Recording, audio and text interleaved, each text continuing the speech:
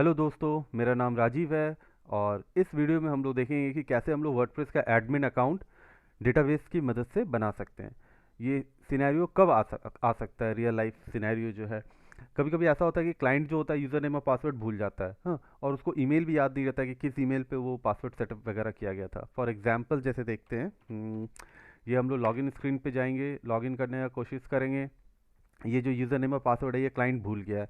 तो first step तो आपका ये रहना चाहिए कि लॉस्ट योर पासवर्ड पे आप जाएं, और जो यूज़र नेम और जो ईमेल है, हाँ, यूज़र नेम या ईमेल वो आप यहाँ पे इंटर करें, और तो पासवर्ड रीसेट ऑप्शन जो है वो क्लाइंट के ईमेल पे चला जाएगा।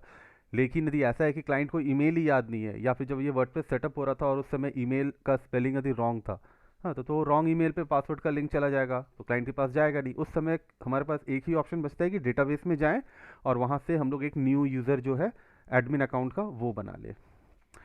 तो ठीक है, तो उसके लिए हमें डेटाबेस चाहिए, यानी कि सर्वर का डिटेल चाहिए। तो यूजली जो सी पैनल रहता है वो यही वेबसाइट का जो नाम रहता है उसके लास्ट में सी पैनल। हाँ, यूजली वर्डप्रेस में आप काम करेंगे तो 99.99% सी पैनल ही मिलेगा।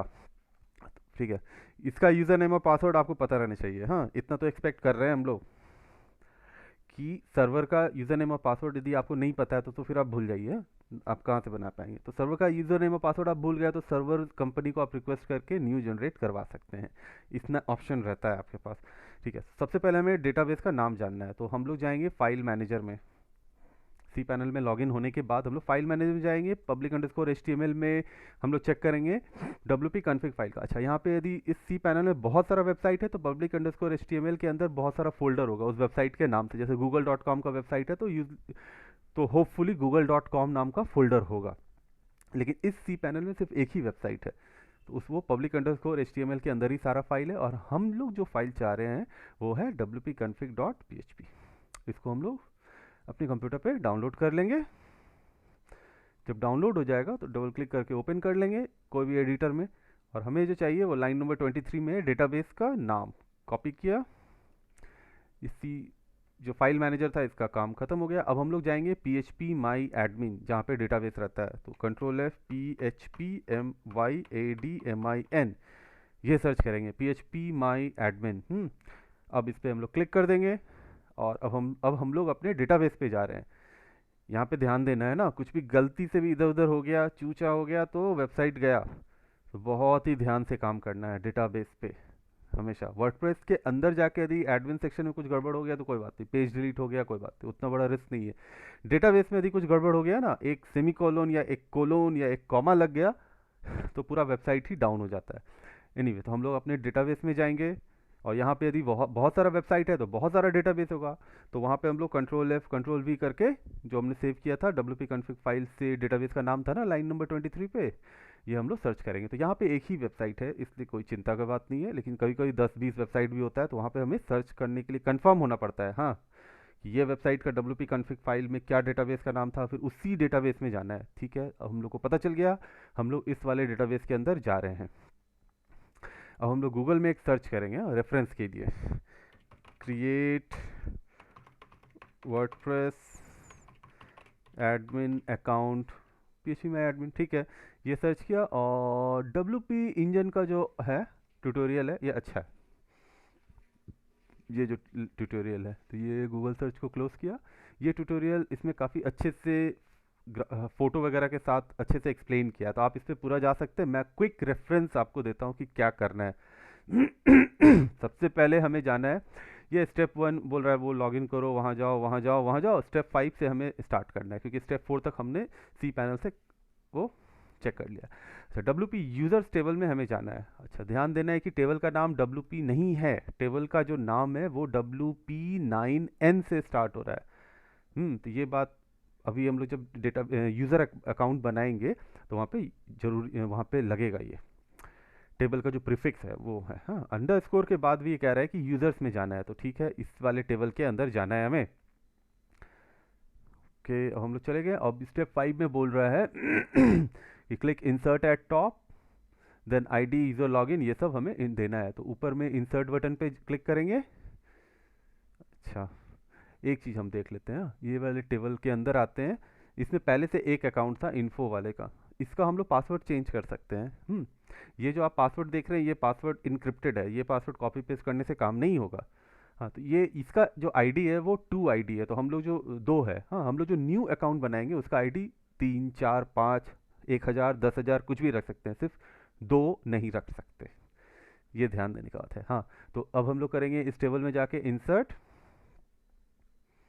आईडी जो देना है वो हमने देंगे 3 दे देते हैं, 2 के बाद 3 आता है। अच्छा, यूज़र जो लॉगिन है वो हम लोग एक नया देते हैं, तो मैंने सोचा कि चलो ये देते हैं, ये देते हैं कूल एट, जो वेबसाइट का नाम है वो यूज़र आईडी भी रहेगा और मेल भी यही रहेगा ना, जो ईमेल देना रहता है ये यही होगा।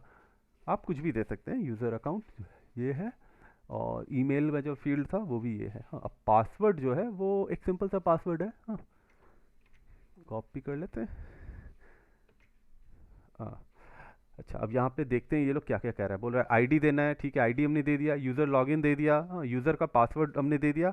ध्यान देना है कि यूज़र का पासवर्ड जो है वो MD5 सेलेक्ट करना है, लेफ्ट साइड में यहाँ का जो ड्रॉप डाउन है यहाँ पे MD5 सेट करना है। तो ये पासवर्ड जो है वो इनक्रिप्टेड होकर डेटाबेस में सेव हो जाएगा। तो इससे ये होगा कि कोई फ्यूचर में इस डेटाबेस में आएगा भी ना तो ये पासवर्ड जान नहीं पाएगा आपका पासवर्ड क्या है। वो चेंज कर लेगा आपका पासवर्ड, लेकिन आपका क्या पासवर्ड था वो नहीं जान पाएगा कोई भी। यूज़र का नाइस नेम का ज़रूरत नहीं है, यूज़र का ईमेल हमने दे दिया, यूज़र स्टेटस को 0 करना है, ये ठीक है वो 0 ही है। और डिस्प्ले नेम का ज़रूरत नहीं है, तो सिर्फ 3, 4 था। एक तो आईडी देना है, यूज़र लॉगिन देना है, पासवर्ड MD5 और email, and then user status 0 ही था। Okay, then click on go. Okay, green signal आ गया, इसका मतलब हो गया। अब हम लोग डेटाबेस में जाते हैं। ये कह रहा है इतना हो गया, गो गो गो 2 बार बोल रहा था गो, लेकिन ग्रीन सिग्नल मिल गया। अब हमें जाना है यूज़र मेटा टेबल में, WP_यूज़र मेटा। हमारा जो टेबल है वो तो WP9N_यूज़र मेटा है, तो हम लोग इस वाले टेबल में जाएंगे।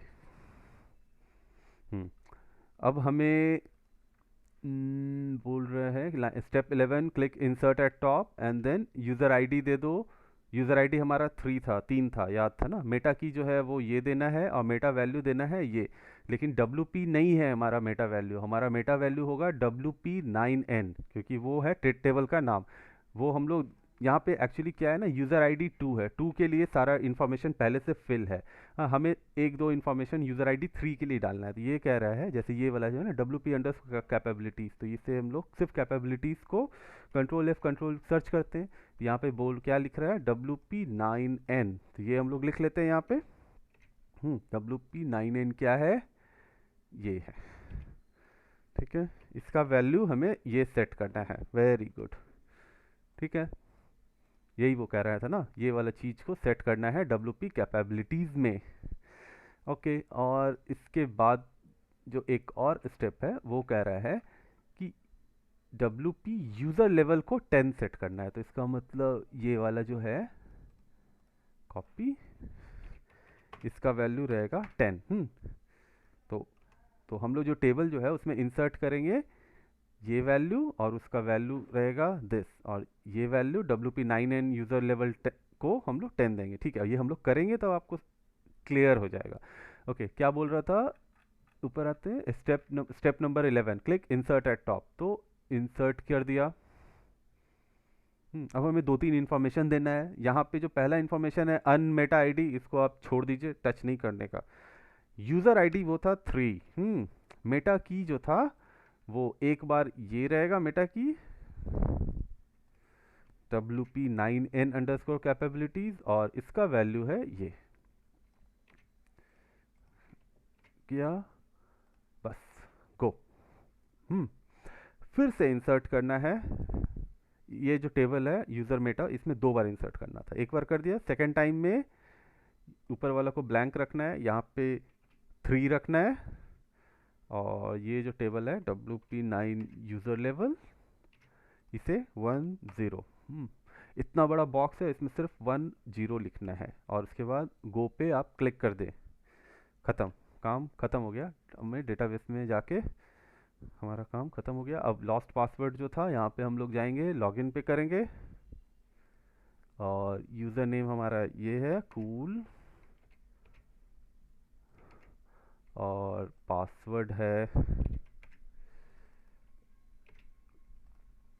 देखते हैं, होपफुली काम करना चाहिए यदि सब कुछ सही रहा तो।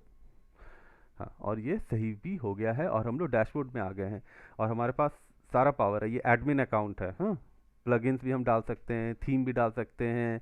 तो हम लोग यूज़र चेक करते हैं कितना यूज़र है, यूज़र में जाते हैं। एक यूज़र तो पहले से था इन्फो वाला, और अभी जो हमने बनाया ये इनफैक्ट अभी हम लोग लॉगिन है कूल वाले से ना, तो ये हम लोग इन्फो वाले को भी डिलीट कर सकते हैं, इतना पावर है। खुद को डिलीट नहीं कर सकते यहाँ इसमें नहीं दिख रहा है। हाँ, क्लियर है इन्फॉर्मेशन? अच्छा, तो ये तो हुआ पहला स्टेप जब न्यू अकाउंट बनाना है। अच्छा, दूसरा सिनेरियो क्या होता है, इसी से लॉग आउट कर देते हैं। ओके, दूसरा सिनेरियो ये होता है कि हम पासवर्ड, जो क्लाइंट रहता है वो पासवर्ड भूल जाता है, या कोई कोई नया प्रोजेक्ट आया आपके पास और क्लाइंट बोल रहा है यूज़र नेम तो पता है, पासवर्ड नहीं याद आ रहा, और ईमेल जो है वो भी काम नहीं कर रहा। तो वहाँ पे आप कर सकते हैं, जो अभी जो करंट यूज़र है इसका आप पासवर्ड चेंज कर सकते हैं। तो क्या था पासवर्ड, न्यू पासवर्ड हम लोग दे देते हैं, ये दे देते हैं न्यू पासवर्ड, ठीक रहेगा। ये वाला, ये हम लोग न्यू पासवर्ड बना देंगे, चलेगा? ठीक है, यूज़र आईडी वही रहेगा कूल। हाँ, यहाँ पे लिख देते हैं ओल्ड पासवर्ड ये था, इसको हटा देते हैं इधर। ओके, और पासवर्ड हमारा हो गया। ओके, न्यू पासवर्ड हमको ये सेट करना है। अभी ये इससे हम लॉगिन करेंगे ना तो एरर बोलेगा, क्योंकि अभी तो हमने सेट नहीं किया है ना। यूज़र नेम दे दिया कूल और पासवर्ड एफ क्यू, हाँ ठीक है। इस पर हम लॉगिन करके कंफर्म कर लेते हैं। हाँ, अभी हमने तो बनाया ही नहीं है, तो अभी वो एरर दे रहा है, ठीक है। तो अब हम लोग कैसे, मान लो ये यूज़र आईडी है और हम पासवर्ड भूल गए, तो हम लोग सिंपल सॉल्यूशन है, नया अकाउंट आप नहीं चाहते हैं बनाना, तो आप अपने डेटाबेस में जाएं, WP9 यूज़र्स में जाएंगे। यहाँ पे यूज़र आईडी क्या है, यूज़र आईडी है कूल, हाँ, इसे कंट्रोल सी किया, कंट्रोल एफ करके सर्च कर लिया, यानी ये वाले को एडिट करना है, तो इसके एडिट में जाएंगे, बहुत ध्यान से, गलत वाले को नहीं कुछ भी करेंगे। ओके, और यहाँ जो फील्ड है यूज़र अंडरस्कोर पास, यहाँ पे हम लोग नया पासवर्ड डाल देंगे और लेफ्ट साइड में इसे MD5 में सेलेक्ट करके रख देंगे, एंड देन गो, और कुछ चेंज नहीं करने का। ये ग्रीन सिग्नल यानी कि सही हो गया। फिर से इस पेज को रिफ्रेश कर लेते हैं और हमारा जो यूज़र नेम है वो cool@ है,